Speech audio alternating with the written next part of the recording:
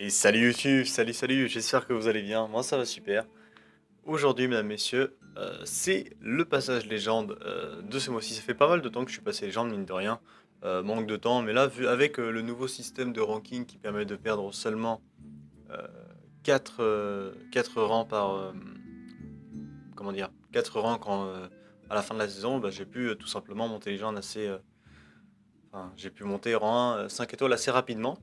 Et donc aujourd'hui, le deck que je vais vous présenter, parce que je vais vous présenter un deck en même temps, c'est donc le match tempo, une liste que j'ai tenté de, de rendre viable, évidemment. Enfin, la liste était déjà viable avant, bien évidemment, mais là j'ai tenté de faire une liste avec quelques cartes en plus.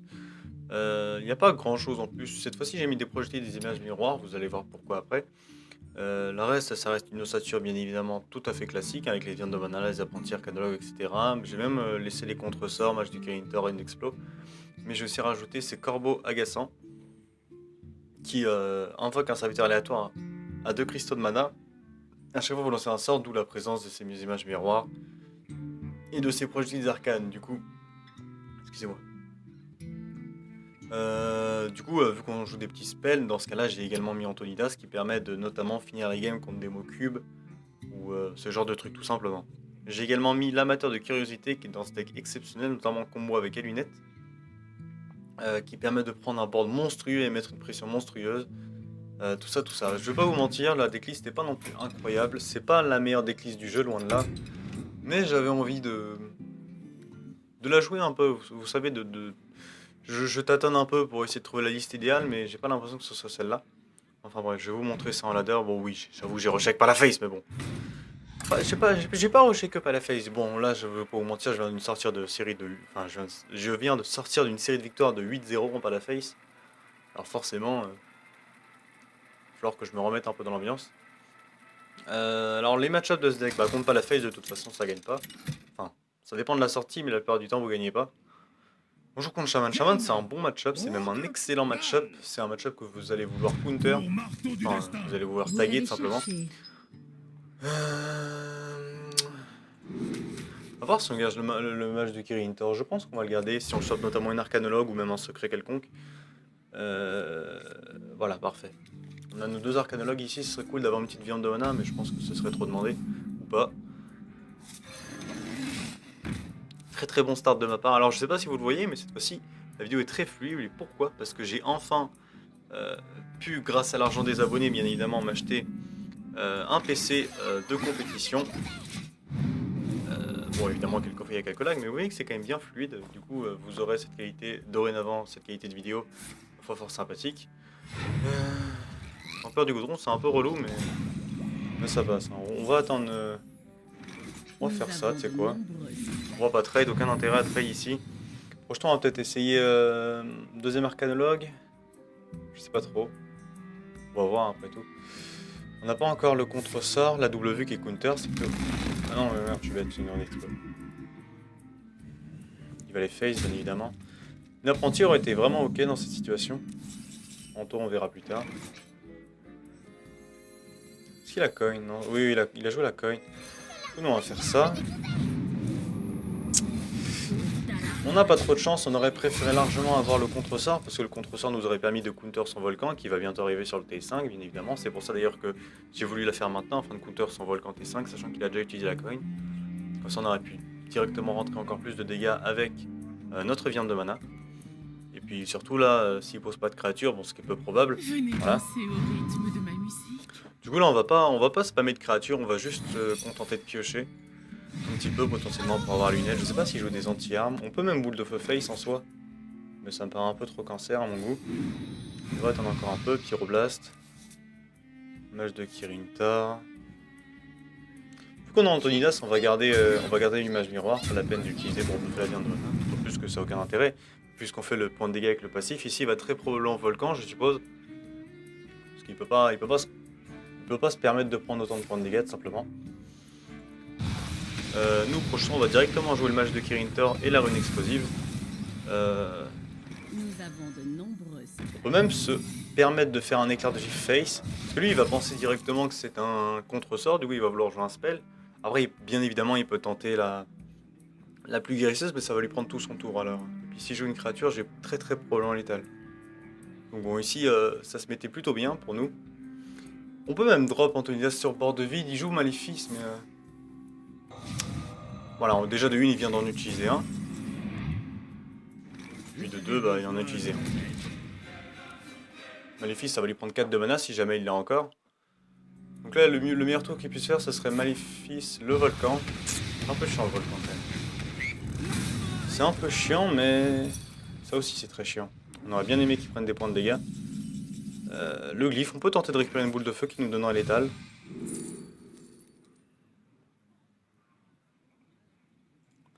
On va prendre l'éclair, on va tout mettre face parce qu'on est one-off, donc à moins qu'il ait sa pluie guérisseuse, on aura létal au prochain tour, ou alors la 3-3 pour 4. Mais bon, ça suffira pas à résister à la pyroblast, pour le coup. Je vais pas vous mentir, ce deck il est moins fort parce qu'il n'y a plus les vallées de Medivh et les portées des terres du feu. Tout simplement, j'espère vraiment qu'il a pas... Ah ça pue le... Ouais. Mais après ça veut dire qu'il a pas plus guérisseuse, c'est sûr, parce que là il a porté de boule de feu, il prendrait jamais le risque. Je vais surtout pas poser de créature pour pas qu'il sacrifie son amasseur de butin tout simplement. Prochain on va juste pyroblast et puis ce sera ok. J'espère vraiment qu'il va pas piocher sa pluie guérisseuse, il y a que ça qui le fait gagner à partir de maintenant. Donc bon, avec un peu de chance, il ne la pioche pas. Je vais vous... Chaîne élémentaire, c'est bon. Non, normalement on a gagné. Ok. Une game rondement menée. Qui a plutôt bien tourné. Le match-up, je vous l'ai dit, est très bon, mine de rien. Bon, le corbeau, je vous l'aurais bien montré, mais on va pas le voir tout simplement dans cette game. Si vous croisez beaucoup de contrôles, je vous conseille de rajouter une deuxième pyroblast, parce que le nombre de bursts devra être assez fort tout simplement. Et on passe légende 4600, alors qu'on est qu'à la moitié du mois, si je dis pas de bêtises. Donc, c'est relativement beaucoup, tout simplement. On va faire encore 2-3 games avec le deck, histoire de vous montrer un peu le principe, parce que j'allais pas juste vous faire une game pour passer les jambes. Voilà. Vous savez ce qui est dommage, parce que moi personnellement, en tout cas, j'aurais bien aimé, tu vois, créer des listes et tout, mais notamment à cause de la connexion, à cause du temps que j'ai, tout simplement, je peux pas, tout simplement. Bonjour contre prêtre, je sais pas ce que ça peut être. Peut-être le prêtre agro qui est sorti il y a pas longtemps, mine de rien. Donc la viande de mana est excellente, et notamment l'éclair de givre qui est caviar. Donc ici on a une excellente sortie qui, du moins si c'est ce que je pense, une excellente sortie qui permettra de counter le prêtre agro combo, que je vous avais déjà présenté il y a quelques temps, avec lequel je suis passé les jambes, tout simplement. On va directement drop la viande de mana T1. Les deux glyphes sont vraiment très forts en early game. Enfin, surtout en combo avec la viande de mana, ça peut récupérer les spells plutôt importants, histoire de counter un peu ce qu'il fait. Le mieux serait qu'il claire du comté du Nord T1 en espérant prendre un value trade. Comme ça, nous on peut directement éclair de givre dessus. Mais s'il fait rien, après on peut directement au glyphe primordial. On va essayer de récupérer un truc un peu plus fort. Alors là, les 3 sont excellents, mine de rien. Mais je pense que je vais quand même prendre un Télézarcane qui est au-dessus. Tout simplement. T2, il peut nous sortir quoi? Potentiellement rien de vraiment très fort. Il doit jouer combo, mais il a un peu peur de ce que je peux lui mettre concrètement, donc c'est pour ça qu'il fait pas grand chose. La rune Explo est excellente dans le match-up, si c'est encore une fois ce que je pense. Après, je sais pas si c'était vraiment nécessaire de la jouer, parce qu'on aurait pu tenter de récupérer un match de Kirin Tor potentiellement. Mais bon, on fait avec. Il a l'air toujours de rien faire, je sais pas trop ce qu'il attend. Mais bon, on va piocher.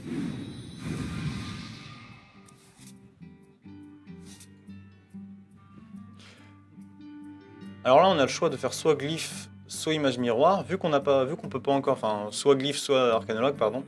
Mais vu qu'on n'a pas, de quoi jouer le secret au prochain tour, on va directement juste glyphe. Pour essayer de récupérer tempête de centre, ça fait 5 points de dégâts face pour 1, on dit pas non.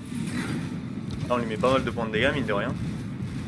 Prochain, on pourra directement arcanologue jouer le secret, si jamais je pioche un contre-sort, ou alors si je joue une créature.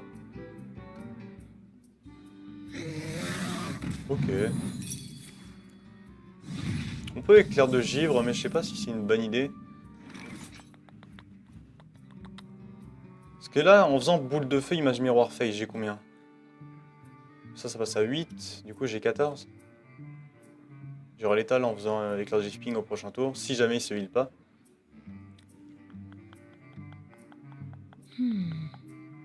Je pense que je vais faire ça, écoutez.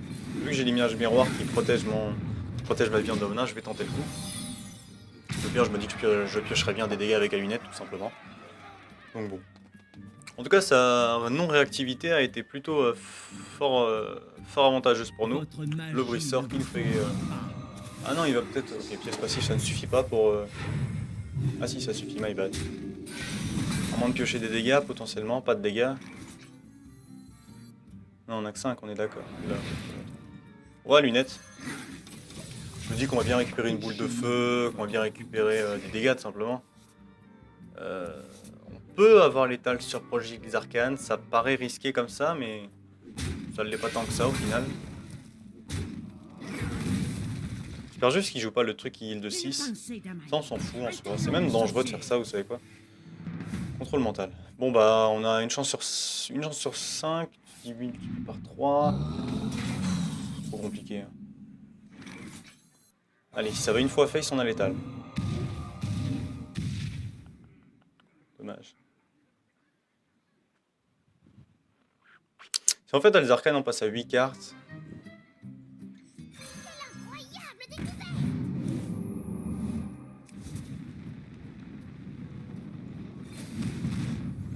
Je vais faire ça, ça va nous éviter les draws mortes.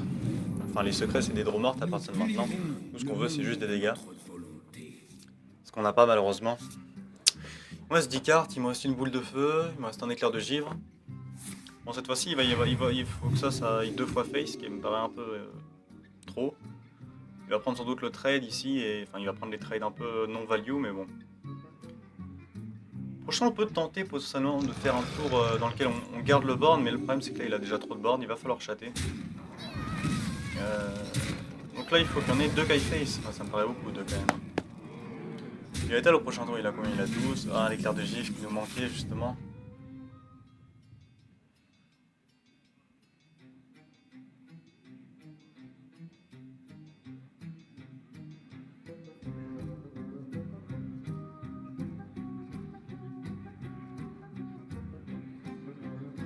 En vrai je vais faire éclair là-dessus, ouais je pense que c'est ce que je vais faire, je vais faire ça.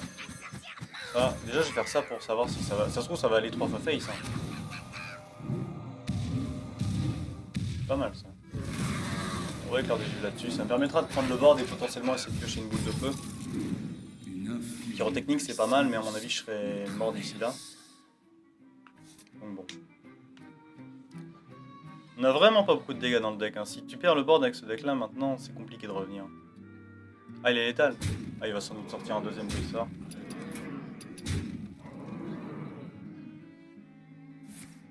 Qu'est-ce qu'il fait?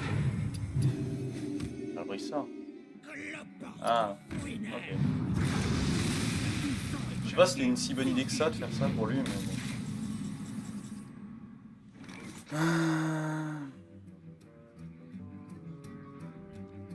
J'ai rien qui me sauve dans mon deck. Hein. Nous avons de nombreux secrets.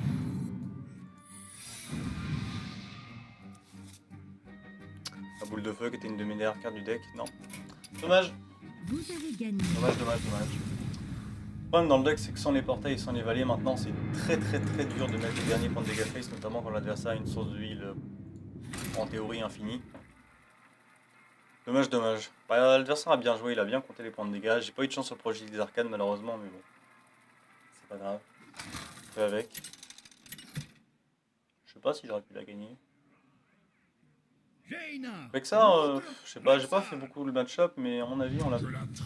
Ça dépend de la sortie encore une fois, mais. Bon, vu qu'on a la coin, c'est assez différent, parce que la coin est vraiment très importante dans ce type de match-up. En pair, vous savez. Surtout qu'on a une excellente sortie, il faut juste un petit secret. Rude Explo est vraiment très bon dans le deck. Et puis contre sort, bah, ça counter lâcher les chiens. Et hors de tuer. Je crois pas qu'il joue d'autres secrets. Oui, évidemment, c'est un impair.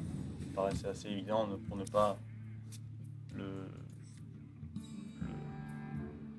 le noter tout simplement. Putain, il peut nous sortir quoi? Il peut nous sortir Flantin, le saccageur émeraude, la cire à l'arc évidemment. On commence déjà à aller dans la goule. Si on chope vraiment un secret, ça peut être excellent. Le glyphe qui est ok, encore une fois. On a un peu la même sortie que tout à l'heure. Sauf que cette fois-ci, on joue contre Hunter qui est beaucoup plus agressif. Ici va. Ok. C'est un peu gênant ça du coup parce que. Je sais pas. Je sais pas c'est quoi le mieux entre les trois ici. Sinon, le glyphe primordial essaie de récupérer potentiellement un. Barre de glace c'est ok hein, dans ce match-up. Je vais aller face. Il va penser que c'est un contre-sort ou un truc dans le genre. Puis bon, ces points de dégâts, je pourrais pas les mettre plus tard. Mais vraiment, la disparition du bloc de glace nous fait vraiment très mal dans ce deck, encore une fois.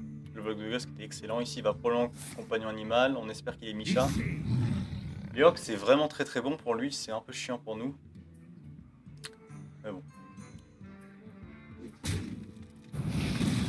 La barre de glace va nous mettre relativement bien. Il faudra vraiment choper un contre-sort ou une run explo ici, histoire de value le match de Kirin Tor, tout simplement. Ça me semble trop greedy de faire apprenti glyphe. Ou juste partir sur le match de Kirin Tor. J'espère vraiment qu'il a pas de deuxième tir à l'arc ou de trucs comme ça. Après, s'il a été s'il a été face 2 fois avec son arc, c'est probablement qu'il a une arme à ce tour-ci. Donc j'imagine que c'est l'arc. Si c'est l'arc, bah, ça le met un value trade, mais il pourra pas hero power. Moi, je pourrais directement apprenti glyphe éclair face potentiellement. Pour ne pas qu'ils prennent des value trade trop value, tout simplement. C'est quoi ça? C'est les vétérans d'Akirus, je suppose. C'est un peu chiant ce qui se passe ici, je vais pas vous mentir. Je vais peut-être juste faire glyphe comme ça. Ça c'est ok, mais ça c'est pareil, ça va se faire péter par son board. Enfin, oui, c'est ça, par son board. Flamme strike potentiellement. Fureur du dragon, ça peut être ok. Je vais ping là-dedans. Je vais prendre quelques dégâts, mais j'ai pas le choix. Pour l'instant, je pourrais faire Fureur du dragon. Pistage, bah là il va essayer de récupérer des dégâts, ça me paraît assez évident. Ce qu'on peut récupérer qui serait cool serait Viande de Mana, potentiellement, Arcanologue, qui est ok. J'espère vraiment qu'il n'a pas récupéré trop de points de dégâts. C'est vraiment très bon pour lui. Okay. À moins de récupérer proche des arcanes, ça devrait être ok normalement pour qu'il d'abord.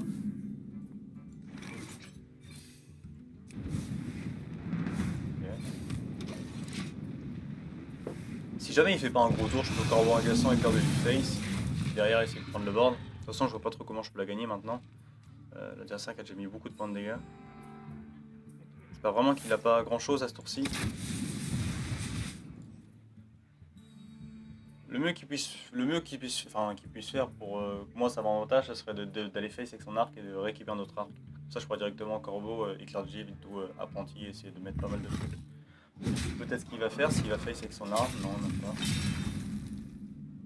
Bon, ça va pas m'empêcher comme ça. Oh, c'est rigolo ça, tiens. Contre ça, va nous être pas mal utile parce que là, il doit avoir des ordres de tuer en main. Il va essayer de me l'étale très vite. Moi, je vais essayer de bourrer le plus vite possible, bien évidemment. J'espère vraiment qu'il n'a pas de grosses créatures du type hydre comme ça. Pistage, c'est bien oui et non parce que pistage, au moins, ça countera, ça sera pas contre-sort. Et puis, le désavantage, c'est que surtout, il peut aller récupérer une très bonne carte ici. Ou pas. Alors, mon avis, c'est qu'il a prévu les points de dégâts nécessaires pour me tuer. Il fait ça. Ce sera un peu débile de faire autrement. Si on peut récupérer un taunt, ça peut être cool. Ok, on a setup le létal au prochain tour. A voir si lui il a létal. Il a létal sur lâcher les chiens. Mais lâcher les chiens se fait contre-sort simplement. Il faudrait qu'il ait deux lâcher les chiens ou alors qu'il ait un spell. Mais il a déjà joué il a joué un compagnon. Il a pas encore joué d'ordre de tuer. Après il peut se prendre un méchant. Non, bah non, même pas. J'espère vraiment qu'il a pas deux spells en main. Sinon il y a Leroy. Alors après Leroy se fait rune explo alors c'est pas mieux non plus. Tout dépend de ce qu'il a en main.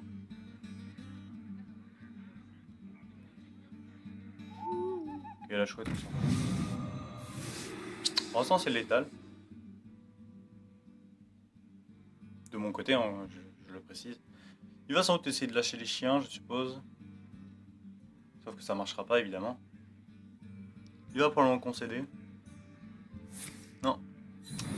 Doesn't works. GG. Vous voyez qu'il avait l'état. Non, il avait même pas l'état, il était one-up. Ok. Un fois. Une game plutôt sympathique. On va en faire une dernière quand même parce qu'on est qu'à 20 minutes de vidéo. On est à 2-1. C'est relativement pas mal. Puis bon, on a quand même pas mal déchaté contre le prêtre. On n'a pas encore croisé de paladin, alors que paladin c'est le match-up que je... Après on est en rang légende, vous savez, la méta rang légende et la méta dans les rangs chiffrés tout simplement. Même nombrés, chiffrés, enfin, nombre avec des rangs tout simplement. Elle est largement différente. Encore un Hunterface. De toute façon, les decks qu'on voit le plus souvent, c'est du Hunterface, du Palaface évidemment. Vous l'avez cherché. On a une bonne sortie là par contre, on va tout garder. On croise quoi d'autre? Encore une fois, on a la cogne. On croise du Démo Cube, du Shaman OTK.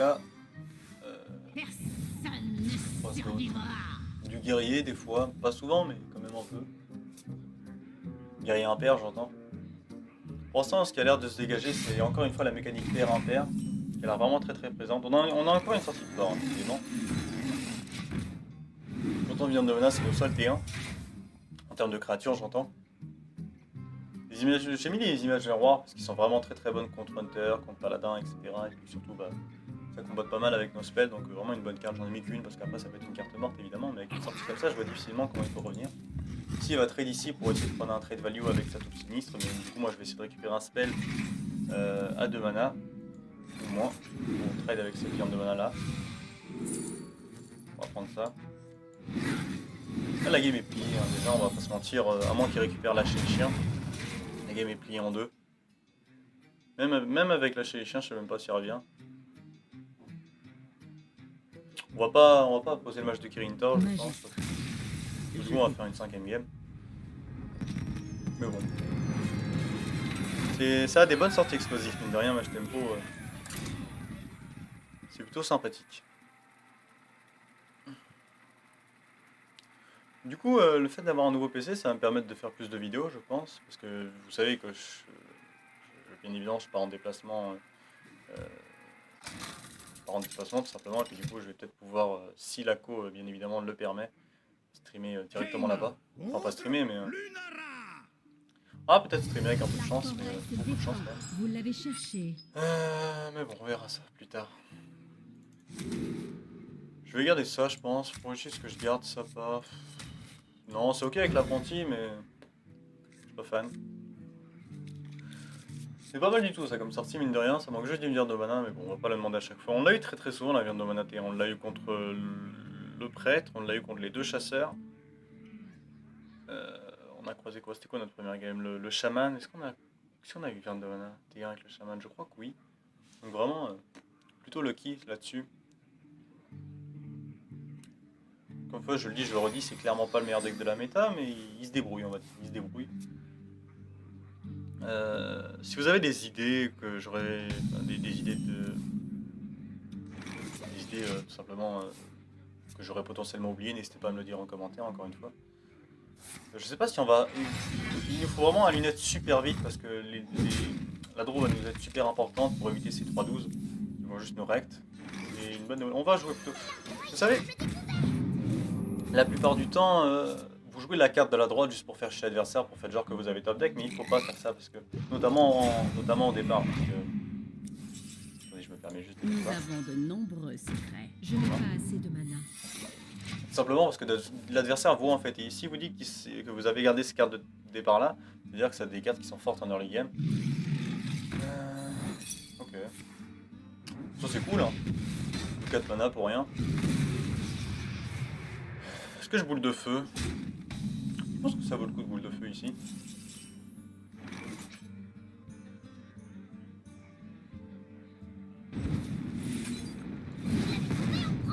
Si je joue son Grizzly, il va être 3-6 ici. Donc 3-6 c'est beaucoup je trouve. Beaucoup mais pas insurmontable. Ah oui quand même.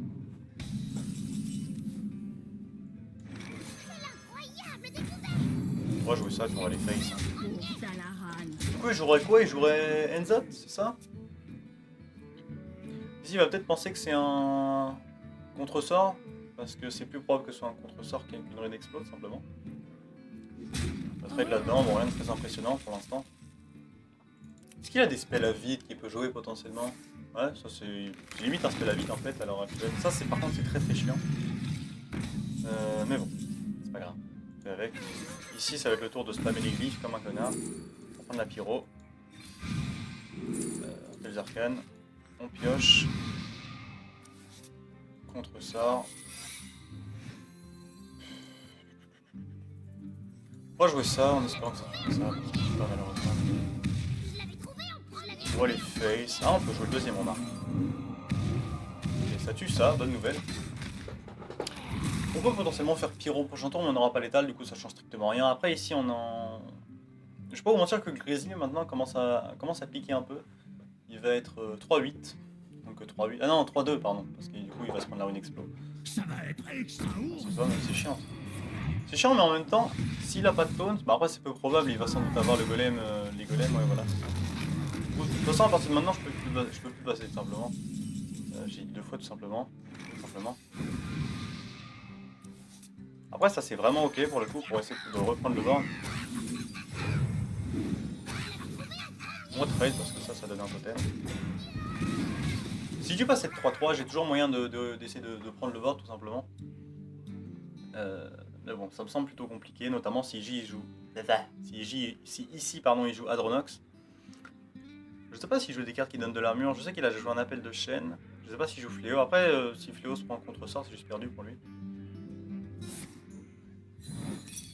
Ok, là il va sans doute jouer un truc chiant. Brut de la griffe, c'est chiant. Je sais pas si j'arriverai à reprendre le board. Est-ce qu'on pyroface?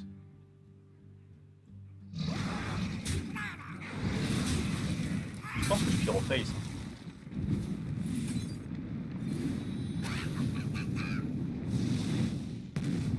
Une raison d'attaquer avec le Murloc. Si on chope une boule de feu, on a l'étal. Si on chope la pyro, on aura l'étal au prochain tour. Ici, il peut pas fléau ultime. Voilà. Oh, merde, j'ai pas équipé le contre-sort. Mais oui, je suis con, il a été pro. Oh, je suis trop bête. Oh, je pensais que j'avais toujours le contre-sort. Oh, je suis trop bête, en plus j'avais gagné. Ah. Ah, je suis vraiment trop bête. Hein. Je suis vraiment trop bête. Bon, on va essayer de taper avec une boule de feu. Ah, je suis vraiment trop bête. Hein. Sincèrement, j'étais persuadé que le contre-sort avait pas été prog, mais si, il a joué le spell à 3 là. Bon, c'est pas grave. Ce genre de misplay arrive. Hein.